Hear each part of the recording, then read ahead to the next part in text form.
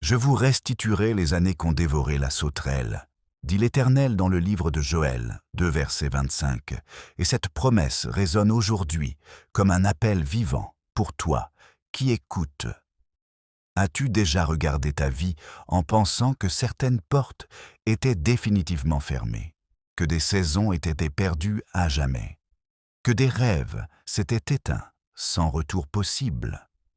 Pourtant, la parole nous rappelle avec force que Dieu n'abandonne jamais ce qu'il a commencé, car celui qui a commencé en toi une bonne œuvre la rendra parfaite, comme l'affirme Philippiens 1 verset 6. Aujourd'hui, ce message est une convocation divine. Ce que tu croyais perdu, Dieu est sur le point de le restaurer et ton cœur doit être prêt à recevoir. Si cette parole parle à ton esprit, prends un instant pour aimer cette vidéo et abonne-toi à la chaîne La Lumière du Monde afin de ne manquer aucun message destiné à fortifier ta foi. Écris aussi en commentaire cette déclaration de foi. Dieu restaure ce que je croyais perdu. Reste jusqu'à la fin, car nous allons dévoiler des vérités bibliques profondes et terminer par une prière qui pourrait marquer un tournant décisif dans ta marche avec Dieu. Pour comprendre cette promesse de restauration, il faut revenir au cœur des Écritures, là où Dieu se révèle comme celui qui restaure, relève et renouvelle. Tout au long de la Bible, nous voyons un Dieu qui transforme les pertes en témoignage de sa gloire. Dans le livre de Job, après une saison de pertes extrêmes, il est écrit que l'Éternel rendit à Job le double de tout ce qu'il avait perdu. Job 42, verset 10. Jésus lui-même proclame que le voleur ne vient que pour dérober, égorger et détruire, mais que lui est venu afin que les brebis aient la vie et qu'elle l'ait en abondance. Jean 10, verset 10. Pourtant, cette vérité est souvent négligée, car beaucoup confondent la restauration divine avec un simple retour au passé, alors que Dieu ne restaure jamais à l'identique, il restaure en mieux, selon son dessein éternel. Dans un monde marqué par l'urgence, la peur et la résignation, la patience de la foi et l'espérance de la restauration semblent oubliées, alors qu'elles sont au cœur du message du Christ. Entrons maintenant au cœur de cette révélation, car la restauration de Dieu n'est pas une idée abstraite, ni une simple consolation spirituelle. C'est une réalité vivante qui s'enracine dans des principes bibliques profonds. Ce que tu croyais perdu n'est pas oublié dans les cieux, et ce que tu pensais fini est souvent le point de départ d'une œuvre plus grande que tu ne l'imagines. Le premier principe fondamental est que Dieu est un Dieu d'alliance et non de circonstances. Les circonstances changent, parfois brutalement, parfois douloureusement, mais l'alliance de Dieu demeure ferme. Lorsque Dieu fait une promesse, il ne la conditionne pas à la stabilité de ta situation, mais à la fidélité de son caractère. Abraham a attendu de longues années avant de voir la promesse s'accomplir, alors que tout semblait biologiquement et humainement impossible. Pourtant, Romains 4, verset 21 nous dit qu'il était pleinement convaincu que ce que Dieu promet, il peut aussi l'accomplir. Ce que tu appelles retard, Dieu l'appelle préparation. Ce que tu appelles perte, Dieu l'appelle semence. Tant que tu juges ta situation uniquement avec les yeux naturels, tu risques de déclarer mort ce que Dieu est en train de former en silence. Le deuxième principe est que la restauration divine passe souvent par une saison de dépouillement. C'est une vérité inconfortable, mais essentielle. Joseph n'est pas passé du rêve au palais sans traverser la fosse et la prison. Chaque étape semblait lui enlever quelque chose, sa tunique, sa liberté, sa réputation. Mais en réalité, Dieu retirait ce qui n'était pas nécessaire pour l'appel à venir. Genèse 50, verset 20, nous révèle la clé lorsqu'il dit « Vous aviez médité de me faire du mal, Dieu l'a changé en bien ». La restauration commence souvent là où tu crois avoir été injustement dépouillé.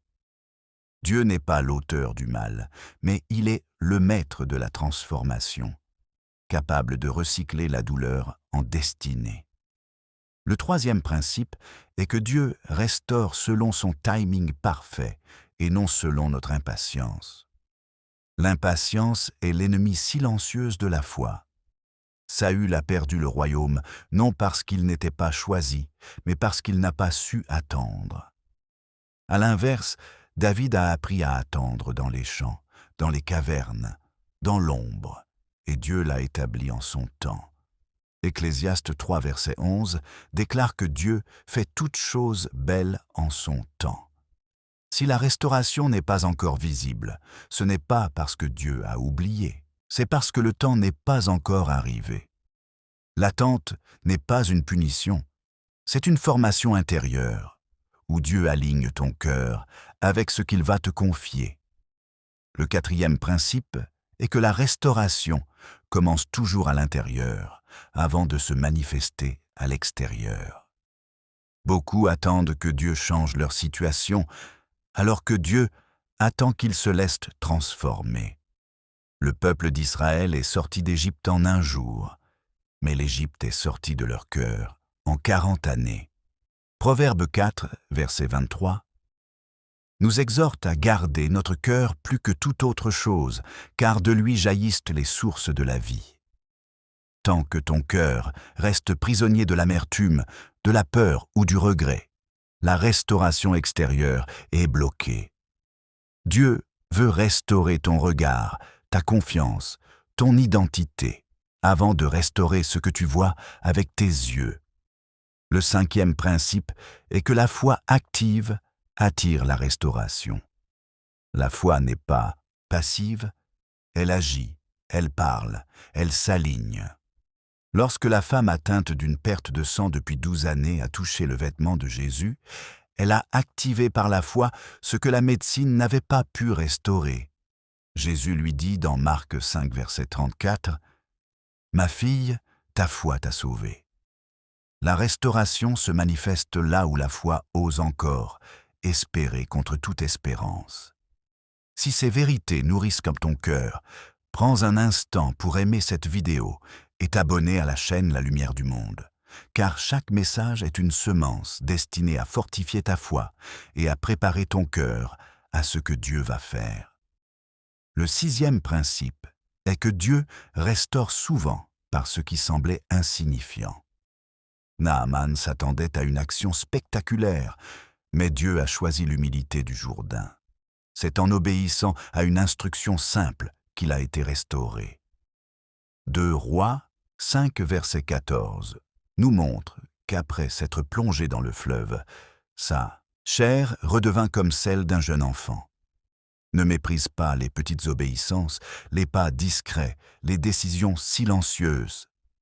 Dieu aime cacher les grandes restaurations derrière des actes simples qui révèlent l'état du cœur.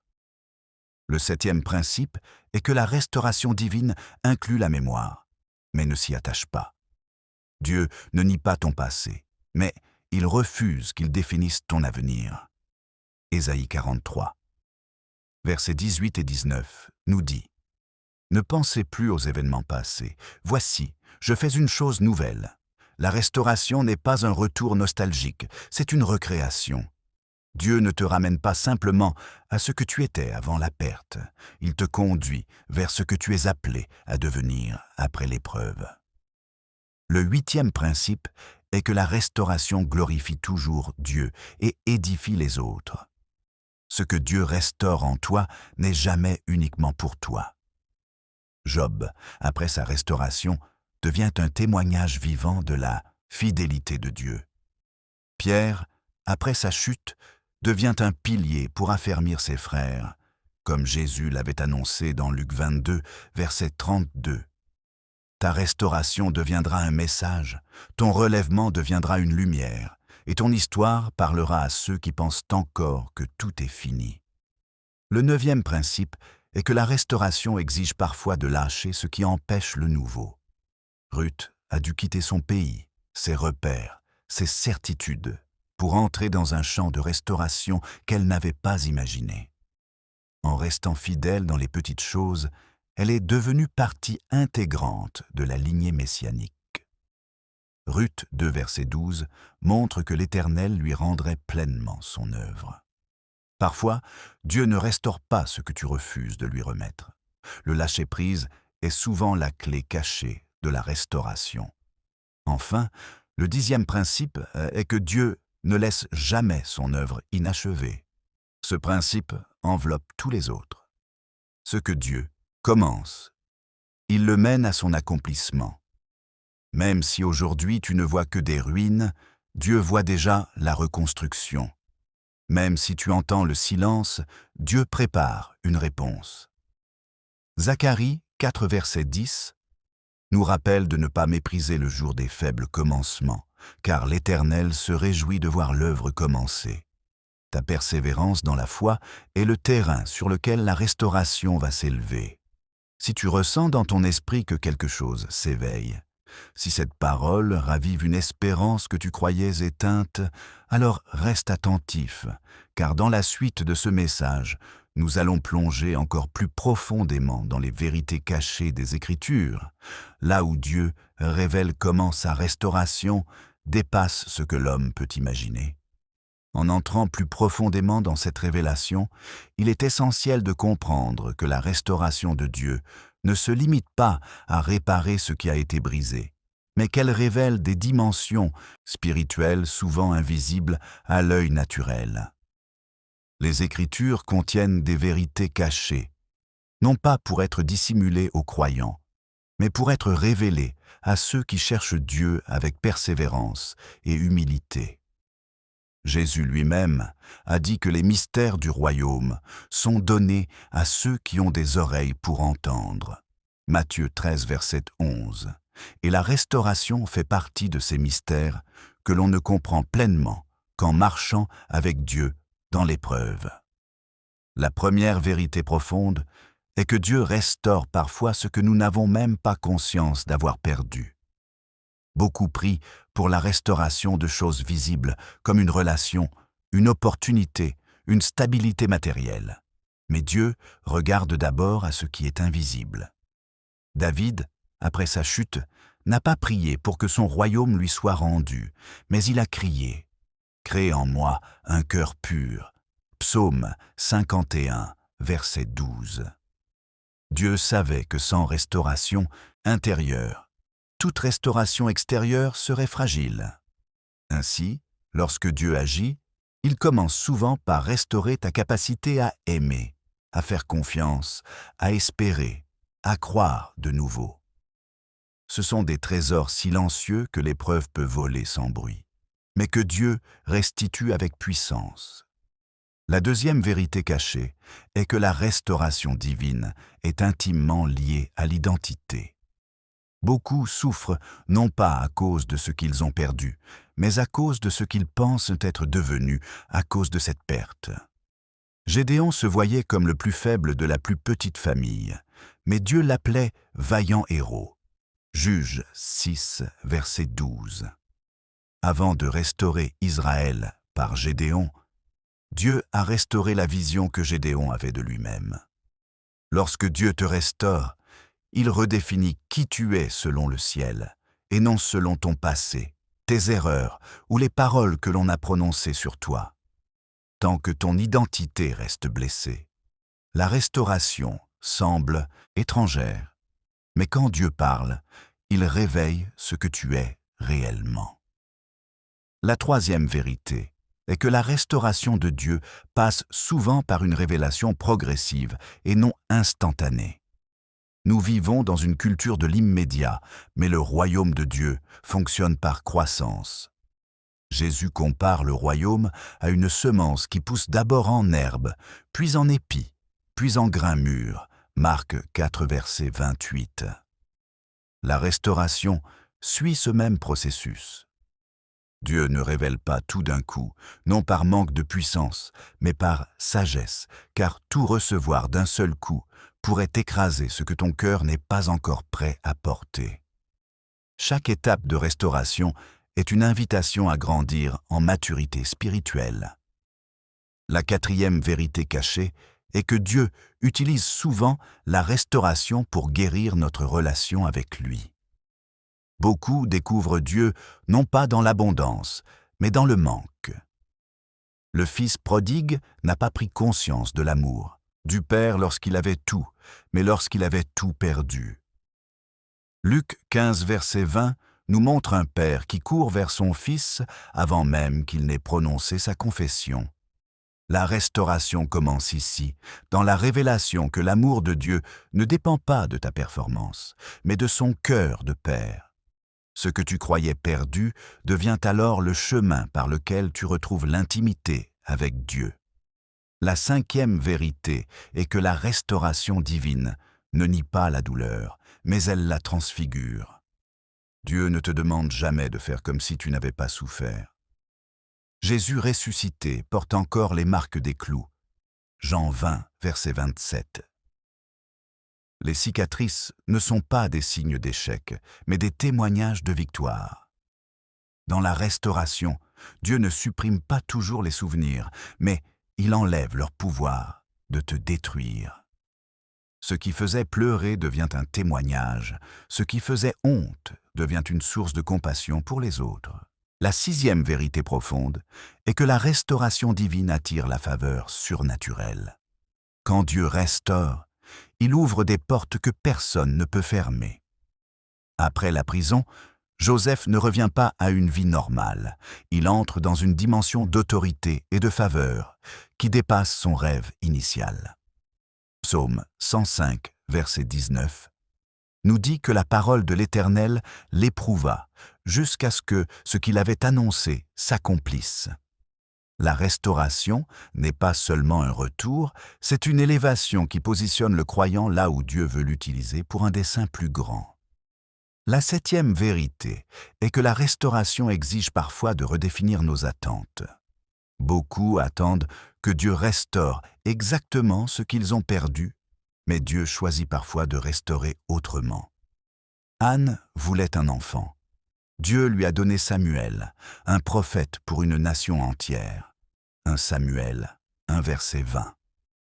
La restauration dépasse souvent notre prière initiale. Ce que Dieu donne n'est pas seulement une réponse, c'est une réponse porteuse de destinée. Lorsque tu fais confiance à Dieu, il ne se limite pas à réparer, il accomplit. La huitième vérité cachée est que la restauration est souvent précédée d'un silence divin. Ce silence n'est pas une absence, mais une incubation. Entre la promesse faite à Abraham et sa réalisation, il y eut des années de silence apparent. Hébreux 11, verset 11, nous rappelle que c'est par la foi qu'il reçut la force d'accomplir la promesse. Le silence de Dieu n'est jamais vide. Il est rempli d'une œuvre invisible. Apprendre à faire confiance dans le silence est l'une des plus grandes marques de maturité spirituelle. La neuvième vérité est que la restauration libère une autorité spirituelle nouvelle. Celui qui a été brisé et restauré marche avec une profondeur que celui qui n'a jamais été éprouvé ne peut pas imiter. Pierre, après sa restauration, prêche avec une autorité qui conduit des milliers à la repentance. Acte 2, verset 41. La restauration transforme la faiblesse en onction. Ce que tu as traversé devient une clé pour ouvrir les cœurs. La dixième vérité profonde est que la restauration divine est un signe prophétique pour les temps à venir. Dieu restaure non seulement pour guérir le passé, mais pour préparer l'avenir. Amos 9, verset 14, annonce que Dieu ramènerait son peuple et restaurerait les villes dévastées. Ta restauration personnelle s'inscrit dans une œuvre plus vaste, un mouvement de Dieu qui relève ce qui semblait irrémédiablement perdu. Lorsque Dieu te restaure, il envoie un message au monde spirituel. Ce que Dieu touche ne reste jamais brisé. Ainsi, la restauration n'est pas un simple événement, c'est un processus sacré, une œuvre céleste qui façonne l'âme, renouvelle la foi et aligne le croyant avec le dessein éternel de Dieu. Et maintenant que ces vérités ont été révélées, il est temps de se demander comment les vivre concrètement, comment permettre à cette restauration de transformer le quotidien, la prière et la marche avec Dieu, car la révélation sans application reste incomplète. Alors maintenant, faisons un pas de plus, car une vérité révélée qui n'est pas vécue reste une connaissance stérile. La restauration que Dieu promet n'est pas destinée à rester une belle idée spirituelle. Elle est appelée à transformer concrètement ta manière de vivre, de prier, de penser et de marcher avec lui au quotidien. C'est ici que la foi devient action et que l'espérance prend chair. La première application pratique est d'apprendre à aligner tes paroles avec ce que Dieu dit, et non avec ce que tu vois. La restauration commence souvent par la bouche, avant de se manifester dans les faits. Proverbe 18, verset 21. Nous rappelle que la mort et la vie sont au pouvoir de la langue. Tant que tu déclares que tout est fini, tu nourris la tombe de ce que Dieu veut relever. À l'inverse, lorsque tu proclames la parole, même avec des larmes, tu coopères avec le ciel. Chaque jour, prends l'habitude de déclarer des promesses bibliques sur ta vie, même lorsque tes émotions résistent. La foi ne nie pas la douleur, mais elle refuse de lui donner le dernier mot. La deuxième application est de transformer l'attente en autel de prière.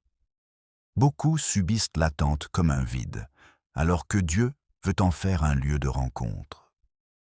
Ésaïe 40, verset 31, déclare que ceux qui se confient en l'Éternel renouvellent leur force. Au lieu de demander sans cesse quand la restauration arrivera, demande à Dieu ce qu'il veut produire en toi pendant ce temps. L'attente devient alors un espace de transformation intérieure, où Dieu affine ta sensibilité spirituelle, purifie tes motivations et fortifie ta dépendance à lui. La troisième application concrète est d'obéir, même lorsque cela semble illogique.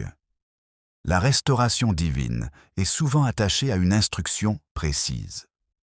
Jésus dit aux serviteurs de remplir d'eau les jarres, alors qu'il manquait de vin. Jean 2, verset 7. L'obéissance précède souvent le miracle. Dieu ne te demandera pas toujours de comprendre, mais de lui faire confiance. Pose-toi cette question dans la prière. Seigneur, y a-t-il une obéissance simple que j'ai repoussée et qui bloque la restauration que tu veux accomplir? La quatrième application est de guérir ton regard sur toi-même. Beaucoup prient pour que Dieu restaure leur vie, mais continuent à se voir comme brisés, indignes ou disqualifiés. Romains 8, verset 1. Affirme qu'il n'y a maintenant aucune condamnation pour ceux qui sont en Christ. La restauration commence lorsque tu acceptes de te voir comme Dieu te voit. Cela implique de renoncer à certaines pensées accusatrices, à des identités construites sur l'échec ou la honte, et de renouveler ton intelligence par la parole, comme le recommande Romains 12, verset 2. La cinquième application est de persévérer même lorsque rien ne change visiblement. La persévérance est une foi qui refuse de s'éteindre dans le silence. Hébreux 10, verset 36, nous dit que vous avez besoin de persévérance afin qu'après avoir accompli la volonté de Dieu, vous obteniez ce qui vous est promis. Beaucoup abandonnent juste avant la percée. La restauration est parfois plus proche que tu ne le penses, mais elle exige que tu restes fidèle, constant, enraciné dans la confiance. La sixième application est de s'entourer de paroles qui nourrissent la foi. La restauration est fragile lorsqu'on l'expose constamment au doute, au cynisme ou à la négativité. David savait se retirer pour fortifier son âme en l'Éternel. 1 Samuel 30, verset 6.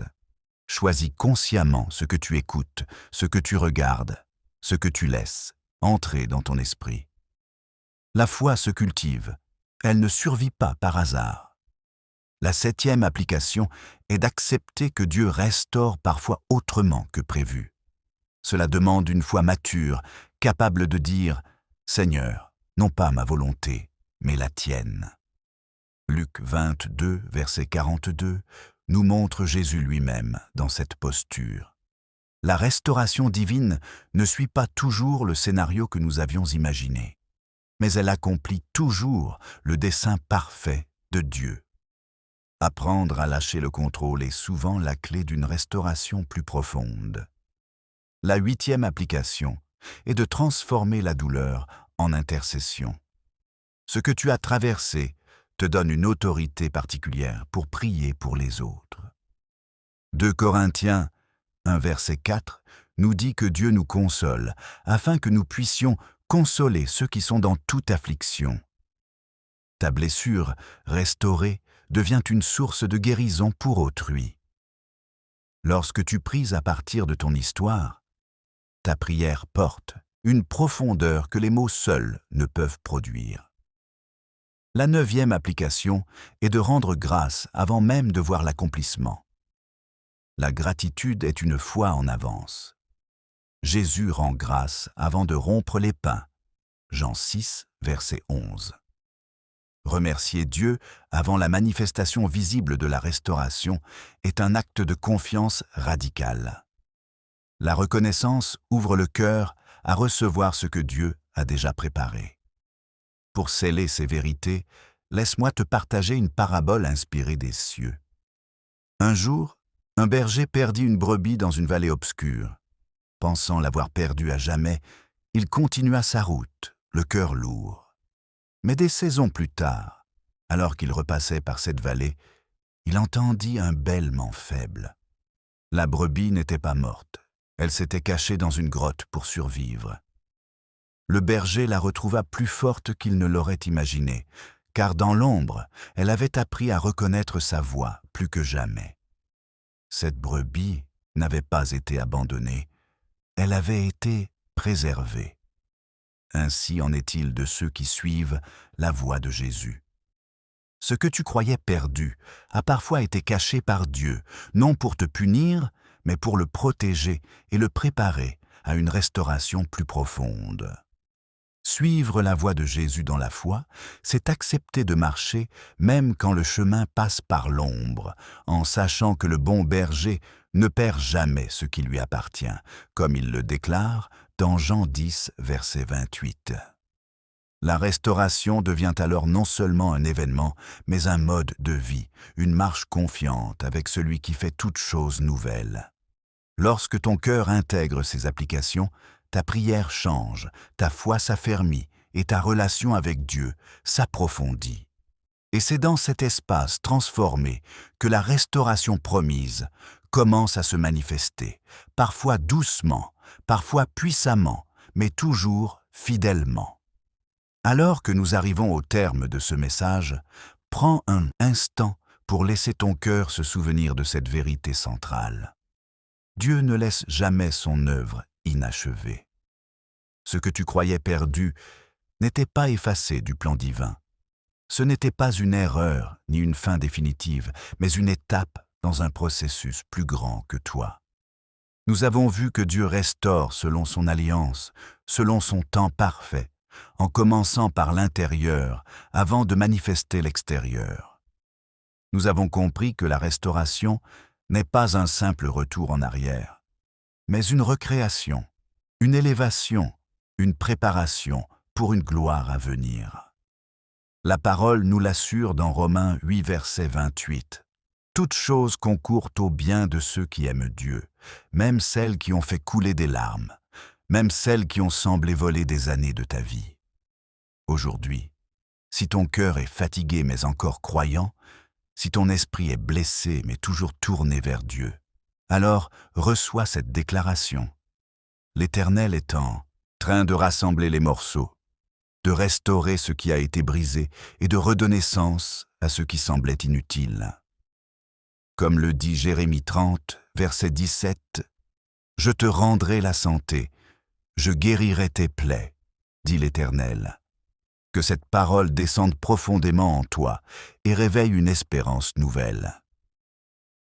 Seigneur, je prie pour celui ou celle qui écoute en ce moment, que tu fortifies sa foi, que tu apaises son cœur et que tu l'aides à persévérer jusqu'à l'accomplissement de tes promesses. Qu'il soit prêt à recevoir ce que tu as préparé, même si cela dépasse ce qu'il peut imaginer. Si ce message a touché ton âme, partage-le avec quelqu'un qui a besoin d'espérer encore. Laisse un commentaire pour témoigner de ce que Dieu dépose dans ton cœur et prends le temps d'ouvrir ta Bible pour approfondir ces vérités. N'oublie jamais, ce que Dieu commence, il l'achève, et ta persévérance dans la foi est déjà le signe que la restauration est en marche.